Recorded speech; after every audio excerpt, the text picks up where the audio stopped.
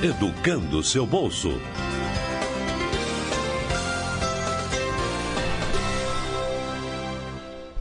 Bom, cenário da educação financeira no Brasil. É um tema que daria para a gente falar aqui durante uma semana inteira, 8 horas por dia, e não esgotaria o tema, né? Mas vamos lá, a nossa proposta para hoje é a gente falar sobre o que é educação financeira. Rapidamente a gente passa por um conceito para início dos trabalhos, né? Onde o Brasil está em relação à educação financeira. Então a gente vai ver um pouco, né, o que é, aliás, o tema, né, o nome do nosso evento, o cenário no Brasil, por que o Brasil está nesse lugar. Nós vamos levantar aí algumas percepções, algumas hipóteses sobre por que o Brasil está nessa situação em relação à educação financeira. Em seguida, como ter acesso a uma boa educação financeira, e aí já são alguns conselhos aí baseados nos nossos anos e anos de estrada nesse assunto. Em seguida, a gente vai apresentar a jornada para o equilíbrio financeiro, que é o nosso curso, que é o curso que nós estamos lançando. Então, essa é a proposta de conteúdo para nós hoje. Começando, então, o que é educação financeira? Eu trouxe uma definição bem técnica do ENEF, que é a Estratégia Nacional da Educação Financeira, que seria processo no qual os indivíduos melhoram a sua compreensão em relação ao dinheiro e produtos com informação, formação e orientação. Então, a gente, traduzindo isso aí, nós sabemos como que são as regras do jogo. Como é um cenário para você fazer um investimento, o que é um investimento, como é o cenário para tomar uma operação de crédito, né? O que é um empréstimo, o que é um financiamento, um pouquinho sobre tributação, você escolhe um investimento ou outro, esse aqui tem mais imposto, esse tem menos imposto, enfim, como que são as regras do que é um investimento. Então, essa formação técnica é importante para a gente entender, né, para a gente ter uma educação financeira mais sólida. Além disso, formação de valores pessoais. O que seria formação de valores pessoais? É principalmente em relação à forma como a gente consome e como a gente investe, como a gente pensa no futuro, como a gente pensa no presente, o que é importante para nós como indivíduos, como pessoas, o que é que nos conecta com felicidade, tá? Então, pensar sobre isso também faz parte, é fundamental para a boa educação financeira. Informação. O que seria informação aqui? Seria a atualização desse primeiro tema aqui, da formação técnica. A formação técnica, você sabe como é que é a regra do jogo. A informação é o que está acontecendo agora, né? A gente está passando, por exemplo, por um momento em que a taxa básica de juros da economia está no seu mínimo. A taxa Selic hoje está em 2%. Como que nós chegamos a isso? Em que isso afeta a minha vida, a nossa vida? Que tipo de decisão eu devo ajustar ou mudar ou persistir nela a partir disso? Então, informação seria isso, a gente entender o que está acontecendo agora. E comportamento, que seria mais ou menos a consequência dessa formação de valores, né? Não basta nós sabermos o que é importante para mim, o que é o melhor para mim, o que eu desejo. É preciso transformar isso em realidade. Então, muitas vezes, a gente sabe, olha, eu não deveria me alimentar dessa forma que eu estou me alimentando, eu estou comendo muita gordura, eu estou comendo muito açúcar, isso e tal. Então, essa é a formação de valores, eu já sei o que é bom para mim. Agora, melhorar a minha alimentação é o comportamento. Então, a educação financeira é isso, a gente entender o que é o melhor para nós, a gente, né, pensar sobre isso, e o comportamento é a gente realmente colocar isso em prática, que são duas coisas separadas, não é automático, mas também não é tão difícil como pode parecer. Mudar comportamento não é tão difícil assim. Então, a gente tem 3 aspectos aí. Um é o que a gente chama de letramento financeiro. Não é muito bonita essa palavra, mas daqui a pouco a gente vai entender o que é, uma coisa razoavelmente simples, o conceito. O outro sobre investimentos, pensar no futuro, pensar no presente e no futuro, pesar essas duas coisas, porque não tem dinheiro para tudo, né? Pouquíssimas pessoas têm dinheiro para fazer tudo o que querem, então a gente tem que pensar, tomar decisões. E, por fim, que a gente está chamando aqui de desemprego e negativação. A gente vai ver o que é isso aí, que são 2 problemas do brasileiro, 2 problemas, infelizmente, muito comuns, que, ao mesmo tempo, explicam a nossa situação e são consequência da nossa situação. A coisa é meio cíclica, assim. Vamos lá. Começando a falar do letramento financeiro. Eu tenho uns dados aí que foram retirados do PISA, que é possivelmente a principal pesquisa internacional sobre educação.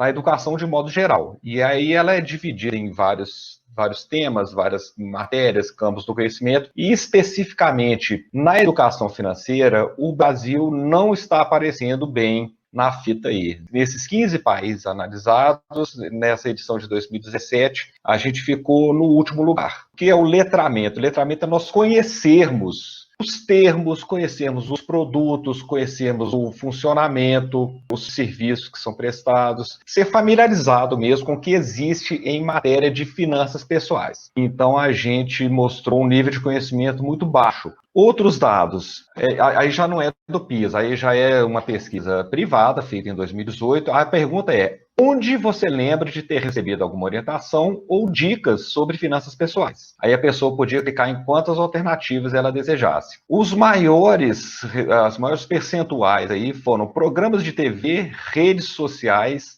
sites e vídeos. Foram os 4 que tiveram mais de 20% de citações. Olha só, livros deu 10%, professor no colégio 7%, que infelizmente eu achei até que é muito. Na hora que eu vi, falei, eu não lembro de nenhuma vez ouvir falar sobre orientações sobre finanças pessoais, nem no curso de administração eu tive isso. Professor na faculdade, curso, etc. Então, realmente as pessoas não aprendem isso na escola, nem em casa, como a gente vai ver daqui a pouco. Outro dado, esse dado é muito triste. A pergunta é, você lembra de já ter ouvido dicas ou recebido orientações sobre finanças pessoais? Ponto de interrogação, não é nem assim em casa ou no trabalho ou na escola, não. Você se lembra de já ter recebido dicas? E da edição de 2016 para 2018, isso caiu. Antes era 60% de pessoas falaram, sim, já recebi alguma dica. Em 2018 foram 41% das pessoas. E o não, consequentemente, deu uma subida. Então isso realmente é bastante triste, bastante preocupante. Mesmo que as pessoas já tenham recebido, mas se esqueceram, isso é igualmente preocupante. Se as pessoas receberam e não se lembraram, talvez seja até mais triste ainda, que outras coisas ocuparam a cabeça dela, né, e ela falou que não se lembra de ter recebido alguma vez alguma orientação. Isso é realmente bastante preocupante. 30% das pessoas disseram que confiam muito nas instituições financeiras. Tá? Isso aí pode ser interpretado de diferentes maneiras, que a gente pode até dar uma especulada a respeito disso mais adiante. 34%, ou seja, 1/3, né, das pessoas entendem claramente o que são os produtos disponíveis. Isso também é muito preocupante. Só 1 em cada 3 pessoas entende o que são os produtos, entende o que é um fundo de investimento, uma caderneta de poupança, um empréstimo consignado, um financiamento, alguma coisa assim. A gente nem está falando de coisas complicadas, não. Tá? A gente está falando das coisas simples que o cidadão procura. 23%, ou seja, 1 em cada 4, ou até menos, né? Confiam nas recomendações de youtubers e canais de investimento. Isso também pode ser interpretado de duas formas, né? Porque tem canal bom e tem canal ruim. Então, quanto menos pessoas confiarem em canais ruins, melhor, né? Mas quanto menos pessoas confiam em canais bons, é pior. Então, essa também é uma estatística preocupante de duas formas. 1/3 das pessoas confiam nos gerentes de bancos. Isso também pode ser interpretado de duas formas. O gerente de banco, antigamente, ele era mais ou menos como um médico, né? Era uma pessoa a quem a gente procurava quando a gente tinha alguma dificuldade, quando a gente estava com algum problema, a gente precisava de alguma orientação, e ele falava e a gente acreditava e seguia, né? Porque é ele que detinha o conhecimento. De uns tempos para cá, como a profissão de gerente de banco tem sido muito pressionada, os gerentes vivem sob intensa pressão, começou até a virar meio piada. Coitado, o gerente começou a ser surrado aí, piadas nos memes, etc. Né? Então, o resultado é que hoje 1 em cada 3 pessoas dizem confiar nos seus gerentes de banco. 30% das pessoas compreendem a linguagem das empresas que oferecem investimentos. Semelhante a essa outra que está aí do lado, né? Quer dizer, é um linguajar que as pessoas não entendem e é para isso que nós, do Educando Seu Bolso, estamos aqui, para isso que nós nascemos, é por isso que nós nascemos, é percebendo que essa era a realidade, que a gente falou, não, isso não dá, né? A gente vendo tantas pessoas investindo em determinados produtos aí que não são exatamente investimentos, isso dava uma coceira na gente e foi aí que a gente resolveu entrar para tentar traduzir essas palavras difíceis, esses termos difíceis, né? E, por fim, 30% das pessoas procuram informações sobre investimentos em redes sociais. perigoso também, né? Dependendo de onde vem a informação e o que a pessoa faz com ela, pode ser muito perigoso. 30% é um número baixo, então a gente entende que as outras nem procuram, o que também é triste, mas se as redes sociais são a principal forma como muitas pessoas se orientam, é bastante preocupante, e é para isso também que nós estamos aqui. A gente já falou então agora sobre o letramento financeiro, né? Vamos falar agora sobre aquele segundo aspecto de onde nós estamos, que são os investimentos. Mais um dado dessa pesquisa da Illumel, feita em 2018, a quarta edição da pesquisa. A pergunta era: quais tipos de investimento abaixo você já entende bem como funciona? Então, a caderneta de poupança deu 85%, foi a única opção que teve mais de 30% nas respostas, já deu logo 85%, as outras todas estão abaixo de 30%. E olha só, Fred, o segundo lugar ficou com previdência privada. 28% das pessoas disseram que entendem bem como funciona. Eu desconfio desse número aí, Fred. Eu não sei se tem 28% das pessoas que entendem bem a previdência privada, não. Mas responderam assim. Bom, isso demonstra pelo menos um interesse e é mais um nicho que a gente pode e deve atender aí, né? As pessoas andam muito preocupadas com a reforma da Previdência, essas coisas todas, elas estão preocupadas com isso. É verdade. Se a gente te interrompendo aí, se a gente tivesse no WhatsApp lá para usar aqueles emojis, etc., de botar aquele dois olhinhos arregalados assim, como é que é? Entende mesmo? Muito aquela carinha assim, né? Não, porque é uma coisa que não é simples, né? Tem muita especificidade. A gente tem uma área aqui no Educando, um atendimento bem intenso em dúvidas que valem muita grana e que as pessoas sequer sabem que existe. E eu acho, Everton, atribuo isso aí, a quantidade de oferta que é feita pelos gerentes bancários a essas pessoas. Então, o cara já ouviu falar porque o gerente ofertou para ele, porque tem muito gerente empurrando previdência privada para gente que não precisa, então o cara acha que entende mais ou menos por 2 ou 3 linhas que ele porventura se lembra que o gerente falou com ele. Isso aí. Outro dado, esse aí já é da Ambima, que é a Associação das Empresas de Mercado que opera no mercado de capitais. Essa aí, nossa senhora, essa dá até uma dor assim no pilouro, assim. A pergunta: de onde virá o dinheiro que te sustentará na aposentadoria? 47% das pessoas falam que virá da Previdência Pública. Aí aquele negócio, né, Fred? Você conta ou eu conto? Isso é complicado porque, enfim, a gente sabe que as coisas estão caminhando numa direção diferente dessa aí. A gente acostumou aí com os nossos pais, com aposentadorias dignas, vamos dizer assim, no INSS, mas isso é cada vez menos a realidade da maioria das pessoas. Nós estamos justamente na geração que precisa reverter o comportamento e a expectativa em relação a isso, né? Aí 28% aqui, dos salários, né, ou que continuará trabalhando, o que também não é uma coisa meio triste, né? E outras opções que tiveram menos respostas, né? Aplicações, previdência privada, 6% da previdência privada. Então, essa pergunta é bem interessante e bem preocupante. Vamos lá, deixa eu dar meus pitacos aí, vamos lá. 2 pontos. Acho que, primeiro, esse 47 aí é um número que já foi bem maior. Essa pesquisa ela já foi feita em anos anteriores, né? E esse número é bem maior. Esse número está caindo bastante, porque as pessoas estão percebendo a dificuldade, né? Confiar na previdência pública aí, né? Como foi falado nos comentários aí. Acho que a discussão é cada vez mais frequente na mídia, de que o governo está em apuros, né? E então, assim, desconfiem mesmo. Tá? Essa é a nossa recomendação. Preparem-se para prover para si mesmo lá adiante. E aí o segundo comentário, Everton, é sobre os 28% das pessoas que admitem ter que continuar trabalhando. Está acontecendo também uma modificação muito grande no mercado de trabalho. E o que a gente percebe é que, depois de uma certa idade, muitas vezes, as oportunidades para as pessoas não são necessariamente as mesmas que elas eram mais cedo. Então, é uma coisa para você refletir também, não só por causa da idade, mas porque as profissões estão modificando. Será que a tua função vai existir daqui a 20, 30 anos? Né? O mercado está mudando muito. E aí, a outra coisa que eu ressalto é assim, eu somo 10% de aplicações, com 6% de previdência privada, com 4% de aluguéis imóveis e 1% de economias. Então, daí 21% que realmente tem e está fazendo algum tipo de investimento e sabe que vai ter que custear a sua terceira idade lá na frente. Tirando esse 21% aí,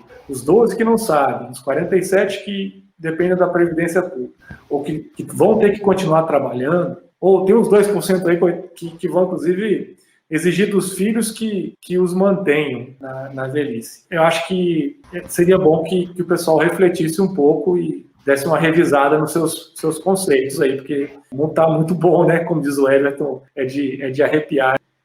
Isso.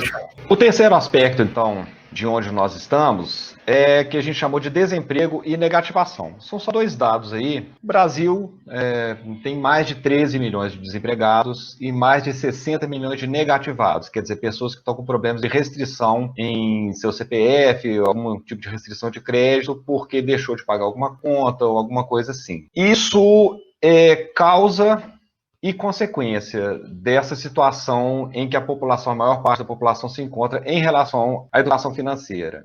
Por que nós estamos nessa situação? Primeiro, perfil socioeconômico da população. É isso que eu falei. Infelizmente, uma grande parte da população tem preocupações assim mais urgentes. É uma situação, aí já vem da própria história do país. Eu não quero entrar mérito assim, se é o perfil brasileiro, a gente tem maneira de falar, porque brasileiro isso, brasileiro aquilo, brasileiro deixa para a última hora, brasileiro não pensa nada. Eu não posso dizer, eu nunca morei fora, eu não sou antropólogo, eu não posso dizer se isso faz parte da formação do nosso povo. Mas a situação atual do nosso povo é que grande parte das pessoas, uma grande parte mesmo, tem problemas muito urgentes em relação à grana, em relação à falta de dinheiro, então não consegue parar um pouco para ver o que está acontecendo, e aí a situação vai ficando pior, né, porque talvez essas pessoas aqui mais deveriam parar, né, porque educação financeira, ter bons hábitos financeiros, não é para quem tem grana sobrando, ou para quem está com as contas equilibradas.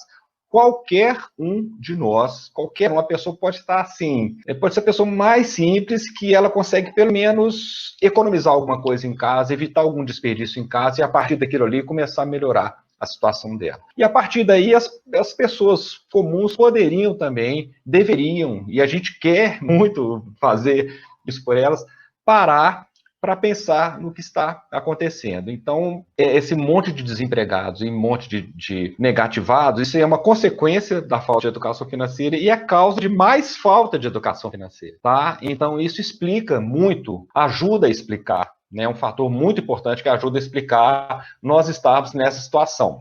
Seguindo, o sistema educacional ruim, sistema educacional como um todo, né, nós temos aí eu já vou chutar, aí não é PNAD, não é nenhum dado estatístico, isso é data Everton, né, a minha percepção. Eu diria que uns 90% dos jovens, dos adolescentes, ou 95%, ou sei lá quanto, mais de 90% recebem educação formal deficiente, seja por milhões de razões, de fatores, né, escolas mal estruturadas, professores mal remunerados, professores que não têm muitas vezes uma condição de exercer dignamente a sua profissão e ficam desmotivados, aí menos pessoas querem ser professores, enfim, uma série de problemas que tem na nossa escola, nas escolas, né, no nosso sistema educacional. Um desses problemas, que eu até separei em outro tópico, é currículo acadêmico. Os currículos acadêmicos são antiquados. Tá? Então, a gente está nessa situação também porque nós não vemos isso em sala de aula. Tudo que nós temos aqui, voltando aqui, nós temos aí uns 10% aí de escolas, 5% ou 10%, que conseguem prover uma educação de qualidade. Mas por quê? É porque muitas vezes o aluno tem condição de estudar mais. Seja porque ele tem uma condição financeira melhor, aí a gente está falando das escolas particulares que são muito caras, então tem alunos de classes mais abastadas, que o aluno que tem um quarto só para ele, um computador só para ele, uma internet de melhor qualidade e tal, então ele consegue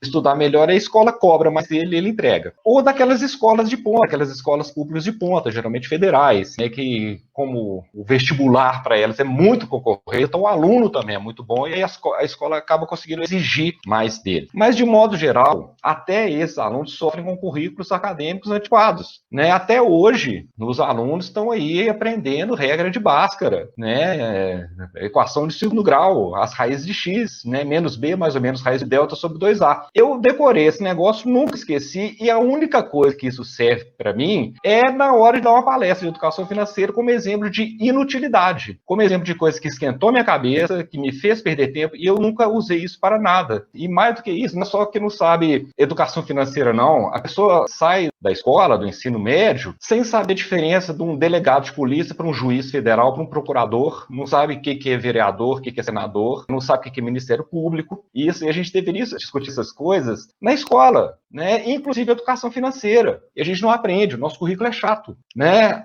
A educação financeira entrou na Base Nacional Comum Curricular de forma muito tímida, Está lá dentro do componente matemática, assim, timidamente, né? Então isso é um problema, porque aí a gente não discute isso na escola e aí o menino nem leva isso para casa para discutir. E por fim, a falta de hábito de falar sobre dinheiro e consumo, que é isso que eu acabei de falar.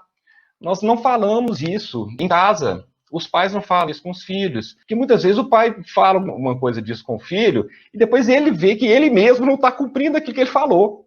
Quer dizer, ele quer melhor para o filho, ele sabe o que é o certo, mas na hora que ele fala, peraí, mas eu não faço isso que eu estou falando para ele fazer. As pessoas não conversam isso entre si, amigos não conversam isso entre si, tá? Então esses são 4 pequenos, né, pontos aí, pingos aí, que explicam um pouco a gente está nessa situação. E como obter a educação financeira? Como desenvolver a educação financeira?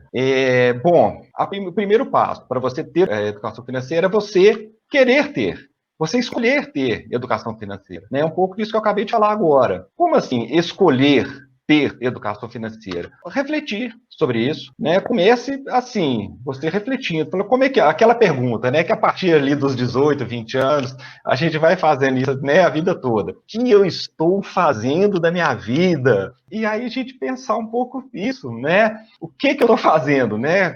Para onde que eu estou indo e tal? Quantos anos eu quero viver? O que eu estou fazendo para isso, né? Enfim, não precisa ser tão dramático, isso pode vir de maneira mais leve, até vendo um filme, né? Isso pode entrar aí no nosso dia a dia. Conversar sobre isso, né? Que é isso que eu falei agora há pouco, né? A gente ter esse hábito, não é ficar assim, conversando o tempo todo, o que rende mais, o que não rende e tal, até tirar um pouco esse foco de ficar rico. Muita gente, quando eu falo, eu sou educador financeiro, você ensina as pessoas a ficarem ricas? Eu falei, não, cara, eu não ensino, assim, primeiro que eu não sei, né, exatamente, e segundo porque eu me preocupo mais em ensinar as pessoas a não ficarem tão obcecadas com isso. Ser crítico, né, sobre a sua postura como consumidor, né, conversar é isso também. E conversar sobre informação. Pode trocar também, falou, olha, quando a pessoa já está com uma idade aí que já sobra um dinheirinho, já está trabalhando, já tem ali uns 100 mil reais por mês aí, e fala assim, olha, eu achei uma ação interessante ali, um fundo interessante, sei lá, conversar sobre isso também, não é proibido não, né?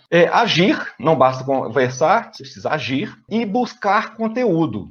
Também não basta conversar, ficar só com o lero-lero de rede social, que o primo do meu vizinho se deu bem, que comprou a ação da Magalu, comprou por não sei quanto, hoje ela está valendo 10 vezes não sei quanto e tal. Não é só isso, né? Isso não basta. E isso pode ser bem perigoso, né? Então é preciso buscar conteúdo. Buscar conteúdo onde? Notícias, né, acompanhar aí o que existe notícias em bons canais, né, existem bons profissionais aí produzindo notícia relevante, não só nos grandes canais de imprensa que falam sobre vários assuntos, inclusive sobre finanças pessoais, mas algumas pessoas específicas, né, tem o tal de Educando Seu Bolso aí, que é muito bom.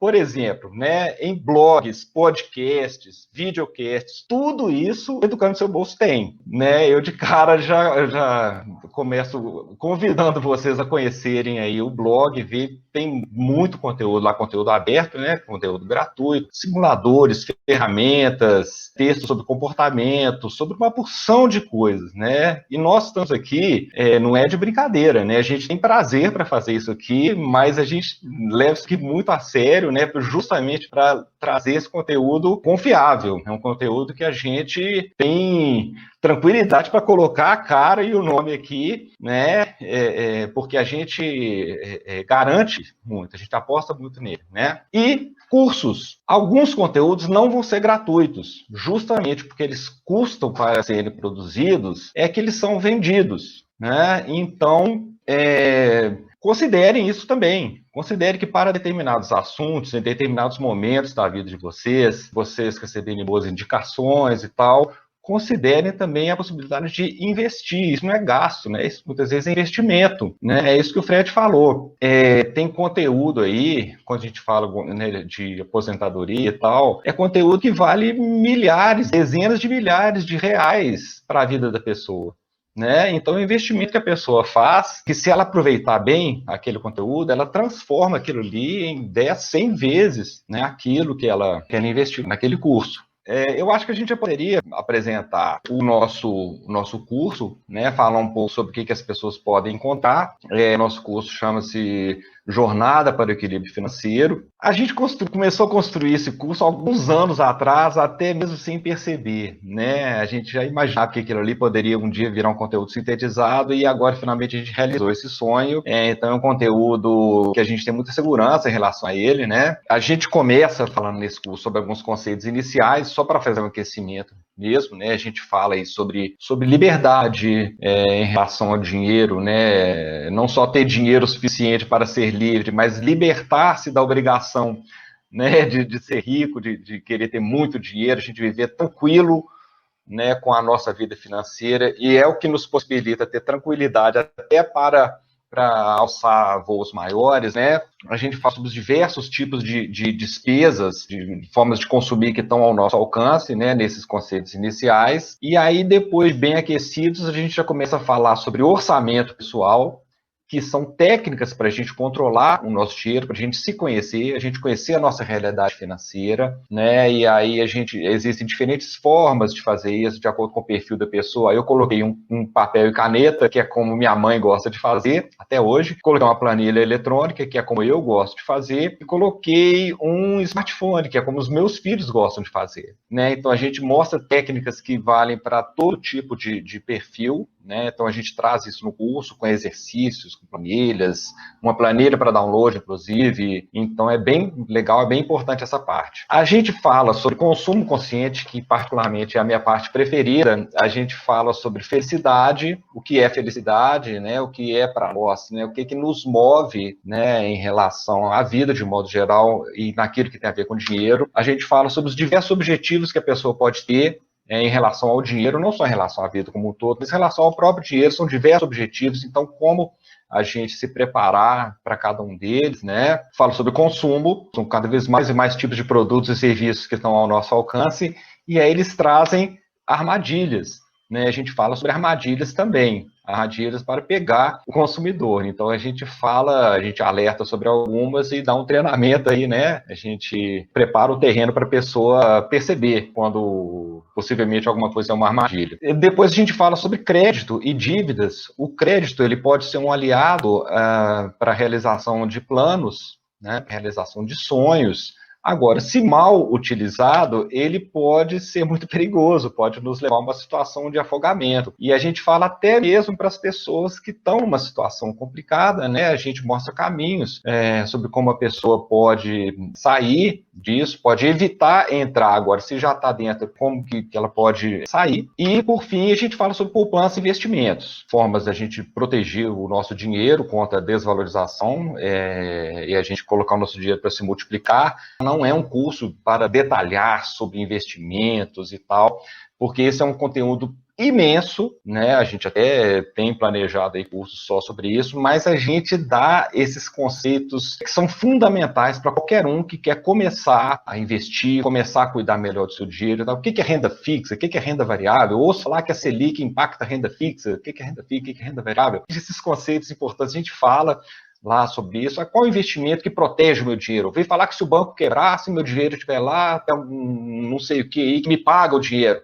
A gente explica o que é isso, né? Esse não sei o que paga o seu dinheiro de volta. A gente explica quais investimentos estão protegidos, quais não estão. Uma série de conceitos, né, que são fundamentais para as pessoas começarem a investir. Bom, basicamente é sobre isso que fala o nosso curso, Jornada para o Equilíbrio Financeiro. O objetivo é esse, né, justamente é o equilíbrio financeiro mesmo, viver bem com seu dinheiro, né? Então as pessoas vão poder conhecer Sobre o curso, eu queria só fazer um ponto aí, que eu acho que esse curso ficou interessante, ele é rápido e dá a possibilidade de também aprofundar, né? Então, assim, não é aquela coisa, eu preciso passar aqui 80 horas, 50 horas e afundar aqui nesse negócio. Não, acho que você tem condição de criar uma espinha dorsal, de assimilar princípios que vão te acompanhar a tua vida inteira, em meia dúzia de horas ali, 7 ou 8, sei lá, por aí. O Everton tem os números precisos na cabeça. Mas se você quiser, se você for como nós, que adora aprofundar, estudar, fazer conta e ler leitura complementar, se você lê nota de rodapé, e você consegue dobrar e triplicar esse tempo aí nessa área dos conceitos básicos, tá? A gente reconhece que não é simples fazer essa trajetória, sair do ponto A e chegar no ponto B. Então, o Everton, que é um professor de longa data aí, de faculdade, de universidade, etc., aplicou a didática dele, né, para criar essa trajetória, como eu falei, indo e voltando, fazendo suas próprias contas, fazendo planilhas, usando suas próprias informações financeiras, né, para ir aos poucos evoluindo. Só um pequeno parênteses rapidinho aqui. Eu gosto muito de comparar, inclusive eu falo isso no curso, cuidar das finanças com cuidar da própria alimentação ou cuidar de fazer atividade física, né? É coisa muito parecida. A gente sabe que precisa fazer, mas parece que não é uma coisa prazerosa, e aí a gente fica empurrando com a barriga, e depois que a gente começa, a gente vê que não é tão ruim assim, pode ser até muito prazeroso, né? Principalmente atividade física, e a gente já vai tendo resultados até de curto prazo, que dirá de longo, né? Mas de curto prazo também, a gente já sente prazer no dia a dia, então é um conselho que eu dou para as pessoas, né? Comece, quanto antes começar, melhor. Legal. Valeu, gente. Um abraço, viu, gente? Até a próxima. Gente, muito obrigado. Um abraço, boa semana.